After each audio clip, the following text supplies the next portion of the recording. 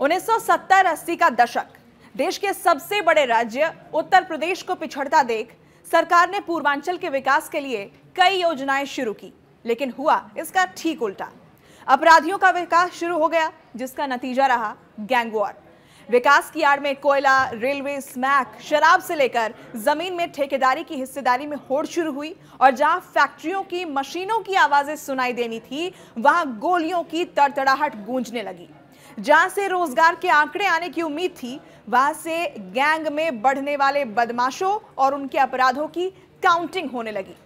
कुछ ही समय में पावर सेंटर बना जिला गाजीपुर और इस पावर सेंटर की चाबी पहुंची बड़का फाटक के पास।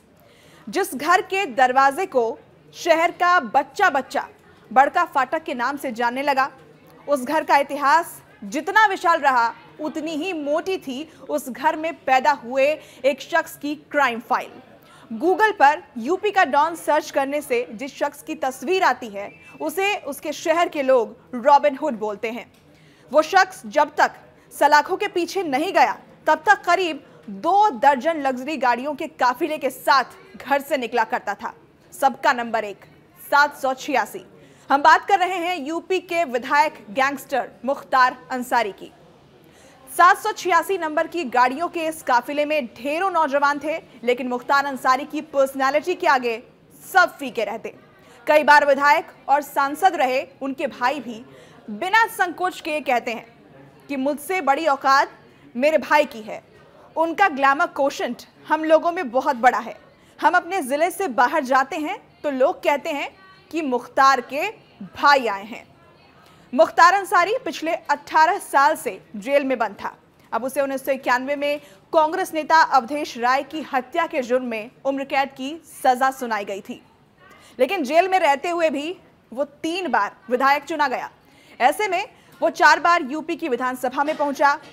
आप अखबारों के पन्ने अगर देखेंगे तो आज भी निकलता दिखेगा कि मुख्तार गैंग का फला आदमी गिरफ्तार हुआ, मुख्तार गैंग के फलाने शख्स का एनकाउंटर हुआ, मुख्तार गैंग के फलाने बदमाश ने धमकी दी। मतलब सलाखों के पीछे होने के बाद भी खुले आसमान के नीचे उसके गैंग एक्टिव है, उसके गैंग के मेंबर्स एक्टिव हैं।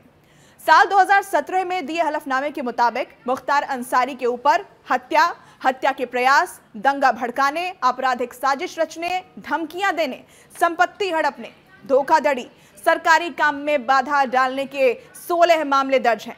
इसके पहले कई मामलों के निपटारा भी हो चुका है और कहा जाता है कि न जाने कितने मामले हैं जिनमें लोग पुलिस तक पहुंचे ही नहीं। और इन वर्षों में मुख्तार अलग अलग जेलों में शिफ्ट होता रहा और उसके अपराध की फाइल भी और ज्यादा वक्त के साथ मोटी होती चली गई। अब फिर आते हैं बड़का फाटक पर। जी हाँ, मुख्तार के पुश्तैनी घर पर। आप टेंस तो जरूर पढ़े होंगे, काल यानी भूतकाल पास्ट टेंस, वर्तमान काल यानी प्रेजेंट टेंस, भविष्य काल यानी फ्यूचर टेंस। तो इस दरवाजे के मालिकों को लेकर पहले आप 3 काल में जाइए। सेंटर में आप मुख्तार अंसारी को ही रखिएगा। सबसे पहले बात पास्ट टेंस यानी भूतकाल की। पहला किरदार डॉक्टर मुख्तार अहमद अंसारी, स्वतंत्रता संग्राम सेनानी, महात्मा गांधी के करीबी, साल 1926-27 में भारतीय राष्ट्रीय कांग्रेस के अध्यक्ष। दिल्ली की एक रोड का नाम इनके नाम से है। ये मुख्तार अंसारी के दादा हैं।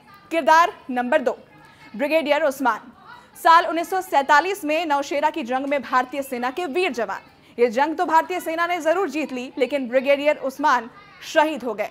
उन्हें महावीर चक्र से सम्मानित किया गया। वो मुख्तार अंसारी के नाना थे। किरदार नंबर 3 हामिद अंसारी, देश के 12वें उपराष्ट्रपति, अलीगढ़ मुस्लिम यूनिवर्सिटी के पूर्व कुलपति, कई देशों में भारत के राजदूत, पद्मश्री सम्मानित। वो रिश्ते में मुख्तार अंसारी के चाचा हैं। अब जरा वर्तमान काल पर आते हैं। पहला किरदार अफजाल अंसारी, मोहम्मदाबाद विधानसभा सीट से 1985 से लेकर 1996 तक विधायक, 2004 में गाजीपुर से सांसद, 2019 में गाजीपुर से सांसद। मुख्तार अंसारी से 10 साल बड़े भाई। किरदार नंबर 2 मुख्तार अंसारी, साल 2002 से 2022 तक विधायक, साल 2017 में जमा चुनावी शपथ पत्र के मुताबिक हत्या के प्रयास, दंगा भड़काने, आपराधिक साजिश रचने, धमकियां देने, संपत्ति हड़पने, धोखाधड़ी, सरकारी काम में बाधा डालने के कुल 15 मामले दर्ज। और किरदार नंबर 3 सबकतुल्लाह अंसारी, साल 2007 और 2012 में मोहम्मदाबाद से विधायक मुख्तार अंसारी के भाई। ये बात हुई वर्तमान काल की। अब भविष्य काल की बात करते हैं, फ्यूचर टेंस। पहला किरदार है अब्बास अंसारी, नेशनल शूटर, कई देशों में शूटिंग कंपटीशन जीतने वाला। साल 2017 में मोहम्मदाबाद सीट से विधानसभा चुनाव लड़ा, हार मिली।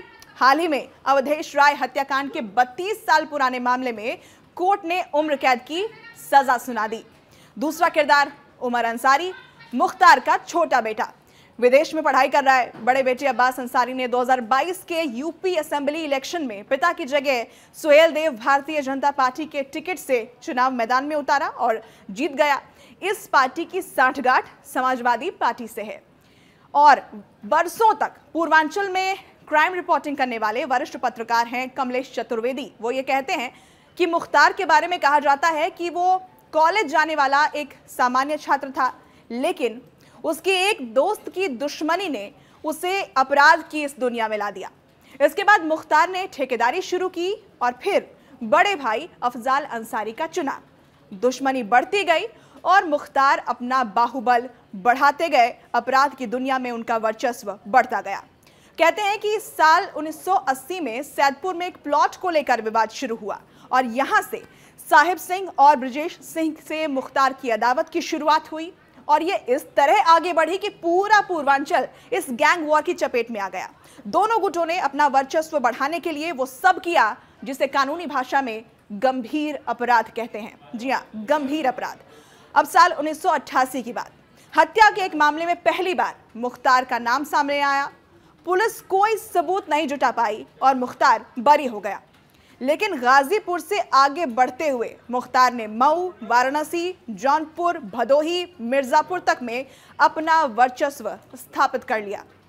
अपराध की दुनिया में मुख्तार का सिक्का चलने लगा था, लेकिन मुख्तार खुद को साफ रखना चाहता था।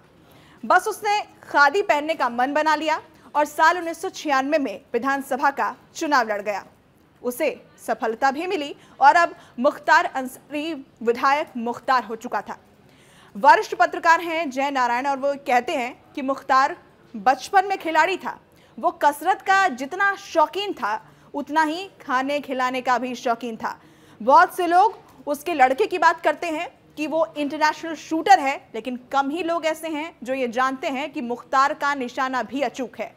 मुख्तार विधायक तो बन गया था, लेकिन उसे ब्रजेश सिंह से लगातार चुनौती मिल रही थी और यही एंट्री होती है कृष्णानंद राय की। जी हाँ, कृष्णानंद राय बीजेपी के नेता थे और शीर्ष नेतृत्व तक उनकी अच्छी पकड़ मानी जाती थी। राम मंदिर आंदोलन से निकले थे और वाकपटु थे। वो सफेद धोती कुर्ता में दिखाई देते थे, माथे पर टीका लगाए रहते थे और जब वो बोलते थे तो लोग उन्हें सुनते रह जाते थे। लोग उनसे तेजी से जुड़ते थे और इसी का परिणाम है कि बीजेपी ने उन्हें 2002 के चुनाव में मुख्तार के बड़े भाई अफजाल के खिलाफ चुनावी मैदान में उतार दिया। कृष्णानंद राय को ब्रजेश सिंह गुट का पूरा समर्थन मिला और वो चुनाव जीत गए। करीब 2 दशक से चला आ रहा अंसारी परिवार का वर्चस्व इस जीत के साथ टूट चुका था।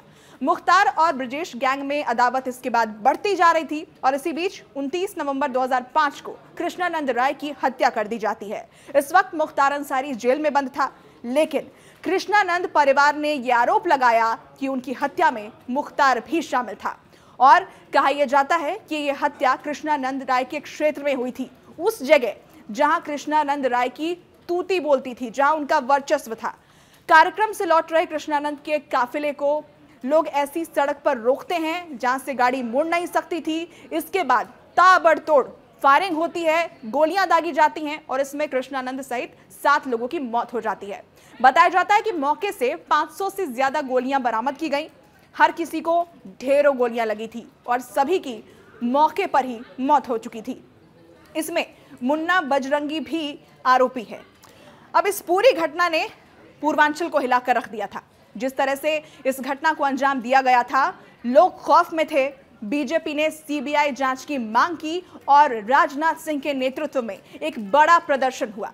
बाद में सरकार ने मांग मान ली और इसकी जांच अभी भी चल रही है। हालांकि मामले के एक चश्मदीद की बाद में हत्या कर दी गई थी।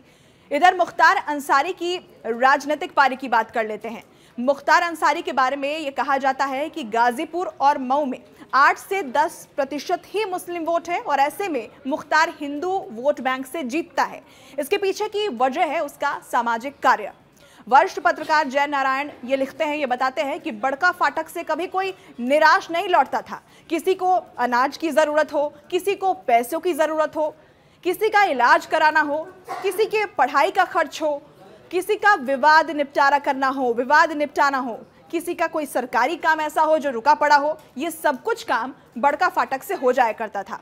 और इसे करते हैं मुख्तार और अफजाल के लोग। मुख्तार हर किसी की मदद करता था और यही वजह है कि इस सीट पर ना तो कोई जातीय समीकरण चल पाता है और ना ही कोई धार्मिक कार्ड। लोग मुख्तार को एक रॉबिन हुड की तरह देखते हैं। उसकी मौत हो चुकी है लेकिन अभी भी लोग उसका जिक्र कर रहे हैं। अब मुख्तार का एक अलग रौला भी था। मुख्तार जब तक बाहर था एक अलग रुआब में रहा।